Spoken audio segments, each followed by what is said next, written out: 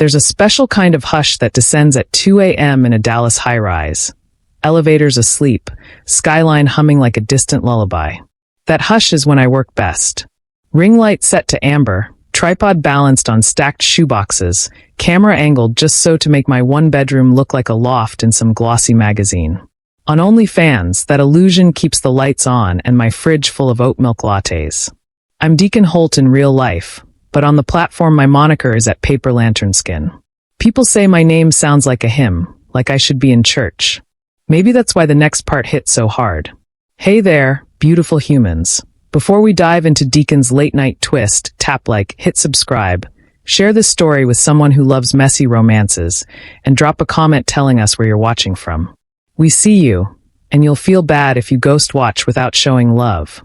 Now back to that hush. I just posted a slow burn set.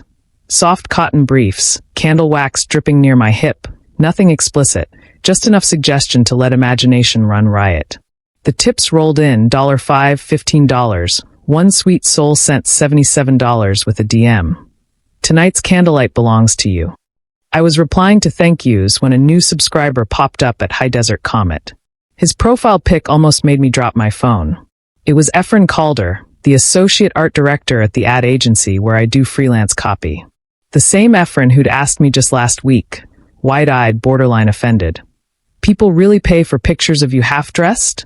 I'd laughed it off, said yeah, creative side hustle. He'd nodded, but his cheeks had flushed beet red, like the idea both shocked and intrigued him. And now here he was, a paid subscriber, scrolling, heart-ng my every post like a man starved. I felt my pulse in my throat. Was this blackmail bait? Curiosity? Secret crush? Efren was all polished suits and vintage fountain pens at work, hair always neat, tie never crooked.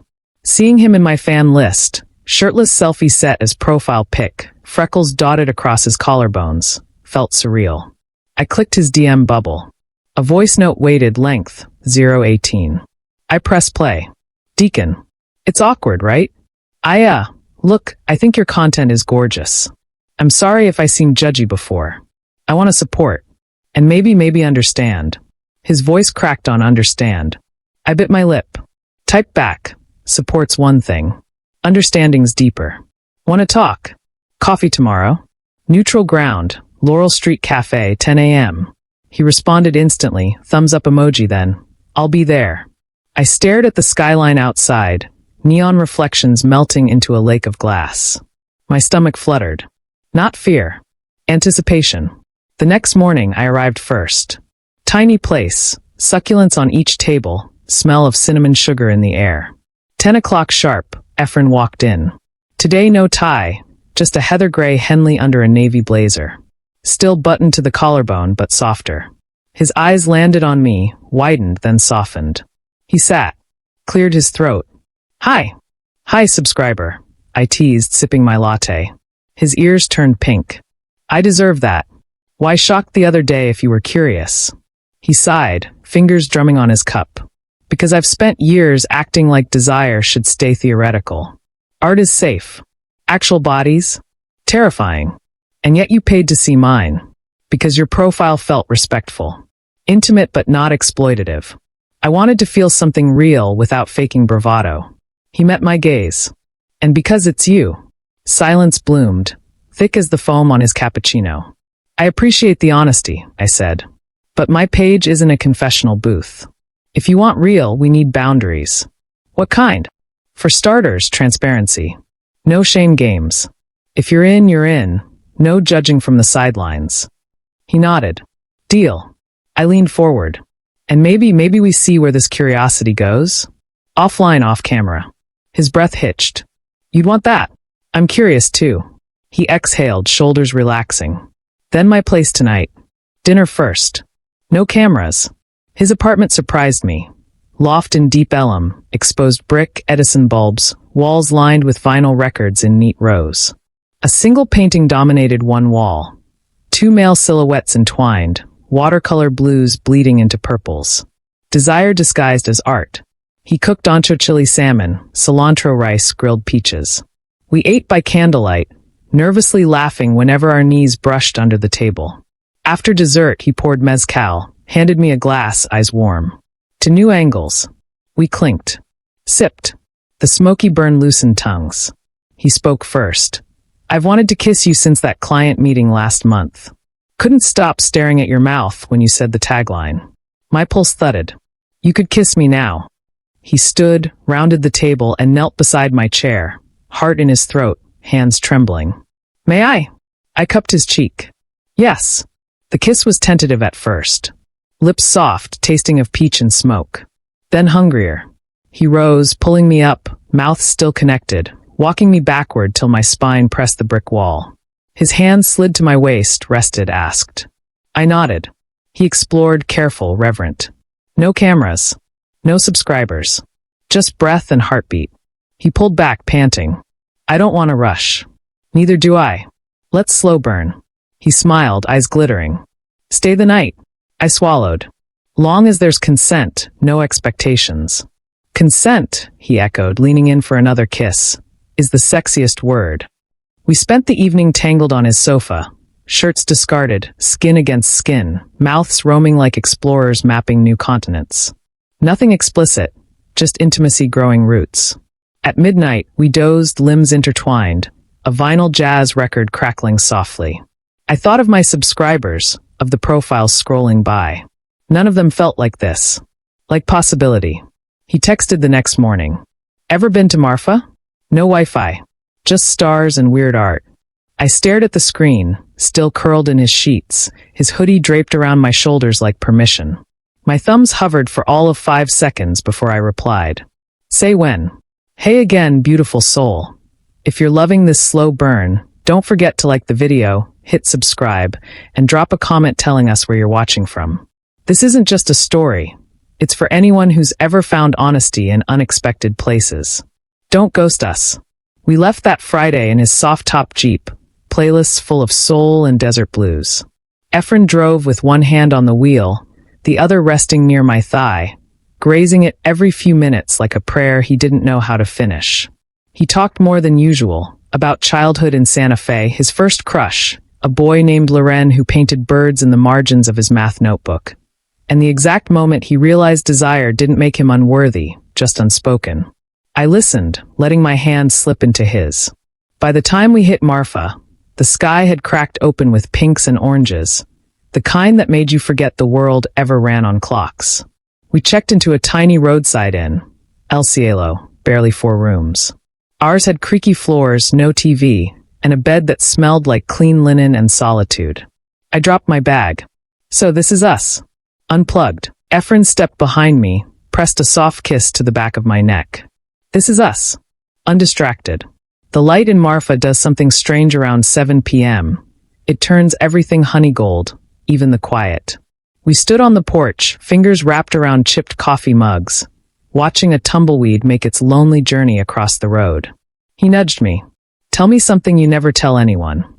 I took a breath. When people subscribe to me, sometimes I wonder if they're falling for me or the version of me I build. He was quiet for a beat, then took my mug, set it down, and cupped my jaw. I saw both. The illusion and the man behind it. I stayed because of you. Something in me broke. Or healed. Later that night, we lay across the motel bed, half-dressed, bare chests touching, the fan above squeaking every 6th rotation. We didn't rush. There was no script, no audience. Only hands finding new places to rest. Only mouths searching not to impress, but to feel. Efren traced a freckle on my shoulder. I want to touch you, but not like the others do. How do the others touch me? With hunger, he whispered. I want to touch you with care. I nodded. Pulled him close. Then show me. And he did. Not with pressure. Not with speed. With lips. With the pads of his fingers like they were learning Braille.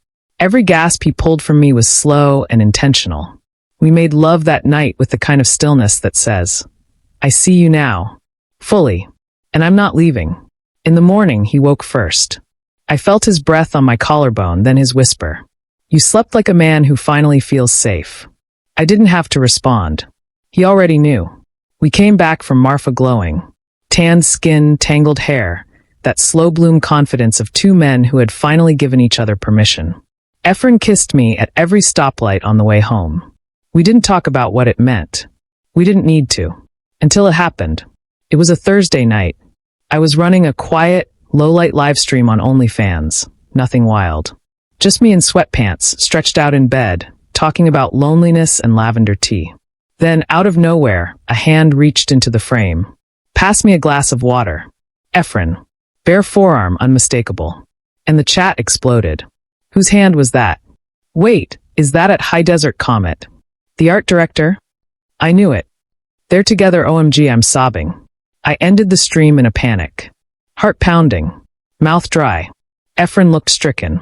Baby. I didn't mean to, he said. I thought the camera was pointed away. I didn't answer. Not right away. Because deep down, I wasn't scared for me. I was scared for him. Hey, before this gets messy, if you're here for love that isn't always neat but always real, tap like, hit subscribe, and drop a comment telling us where you're watching from. Your voice matters. And if you've ever had to love someone in secret, you're not alone. Speech balloon. By morning, his inbox was full. A client from the agency had screen-grabbed the stream and was concerned about his professionalism. A few queer creatives sent heart emojis.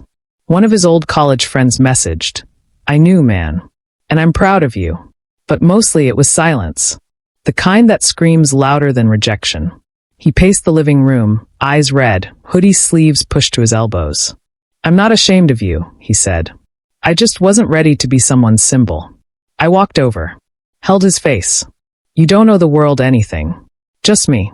Just you. He crumpled into me. I want to love you without looking over my shoulder. You already are. But what if I lose everything? I kissed him. Then we rebuild something better. That night he posted a photo of us, our fingers interlaced, sunlight pouring between them like hope.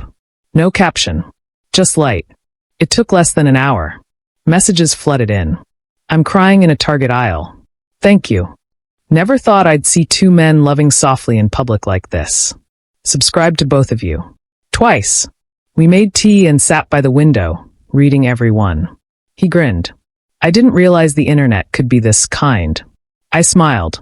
Sometimes people just need permission to feel something true. That weekend, we shot a set together. Not porn. Not performance. Just us in soft cotton briefs, skin glowing in golden light, holding each other like a love letter. The caption? Real. Unfiltered. Ours. And the top comment? This is the most beautiful thing I've ever paid for. We didn't just gain subscribers that day. We gained freedom. We didn't film again for a few weeks. Not because we were scared. Because we were settling. Into routines. Into rhythms. Into each other. Efren started keeping his sketchpad on my coffee table. I started cooking dinner more than I ordered it. We watched bad movies under one throw blanket, and sometimes we didn't speak for hours. Just existed in the same space, our breathing enough. Then one night, he turned to me after brushing his teeth and said, I want to create something with you. I blinked. Like another set? He nodded. But not for subscribers. Not for performance. For us. We set up the tripod together. No ring light, no backdrops. Just the two of us, my apartment bathed in the amber glow of late-night windows. I pressed record. Not for the platform. For memory. We sat across from each other on the bed, still dressed. Say something real, I whispered. He reached for me. I used to believe desire made me broken, he said. You made me realize I wasn't broken. I was just waiting to be wanted right. I leaned into his hand. You are. So much. He kissed me, soft and slow. And then the clothes came off. Not stripped, but surrendered. Every inch of skin we revealed felt like a secret we were finally brave enough to tell. He kissed me down my spine, each vertebra a verse. His hands moved over my hips like he was remembering me in real time. When he finally slid inside me, it wasn't about domination or performance. It was quiet. Deep. The kind of motion that says I'm staying. I gasped, fingers curling in the sheets, and he pressed his lips to my ear. You feel like forgiveness. We moved slowly, like time didn't matter. Like the rhythm of breath and body was all the theology we'd ever need. We didn't speak. Our bodies said enough. When we came, together, aching, trembling, it felt like sunrise behind the ribs. Later, we lay side by side. Still sweaty. Still shaking. He turned toward me. I think I'm in love with you. I smiled, brushed his hair back. You think? He laughed softly. No. I know. I'm just scared of how easy it feels. You don't have to be scared. I reached over and stopped the recording. Not everything had to be documented. Some things are just ours. A month later, we printed stills from that night. Not the explicit ones. Just silhouettes. Glances. The moment our hands found each other in soft focus. We framed one. Hung it in the hallway.